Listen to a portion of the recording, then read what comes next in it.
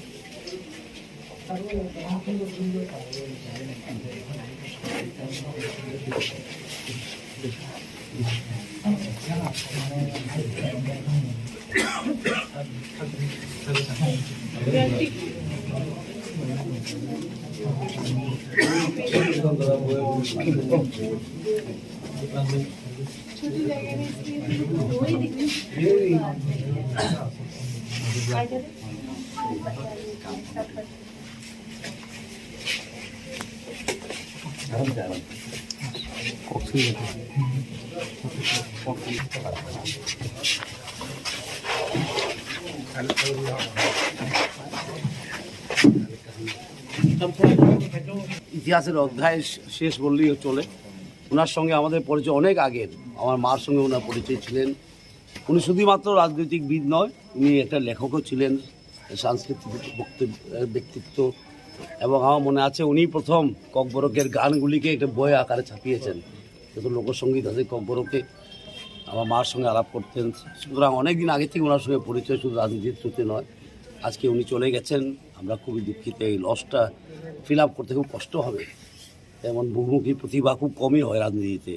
লেখক, সাংস্কৃতিক ব্যক্তিত্ব, পলিটিশিয়ান, সমাজসেবক, এরকম একটা আমরা সবসময় বলি আছি যেমন আইপিএফটির নেতা বা এটার নেতা, এরকম না।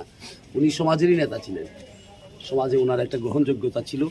সুতরাং এমন রাজনীতিক ব্যক্তিত্ব পাওয়ার খুব মুশকিল আজকাল দিনে। এই বহুমুখী প্রতিভা নিয়ে যারা জন্ম হয় ওদেরকে সম্মান জানাই আমরা, এবং ওনার পরিবারের সঙ্গে আমার সমবেদনা জানাই, এবং আমার কন্ডোলেন্সেস ওনার পরিবারের প্রতি।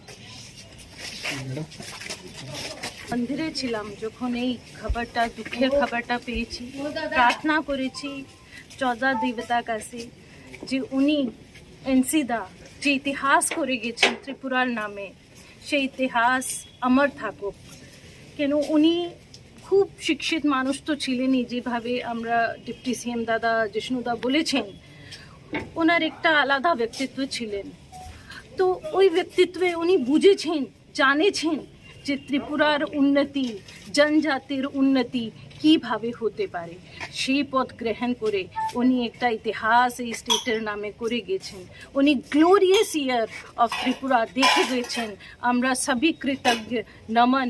ওনার এই যে ওনার কন্ট্রিবিউশন ছিল, ওনার যে ডেভেলপমেন্টের সোচ ছিল, ওনার এই সোচটা, এই জনজাতির জন্য প্রেম আর এই ত্রিপুরা, শ্রেষ্ঠ ত্রিপুরা করার লক্ষ্য জন্য উনি যে কাজ করেছেন সেটা আমরা কোনো দিন ভুলতে পারবো না।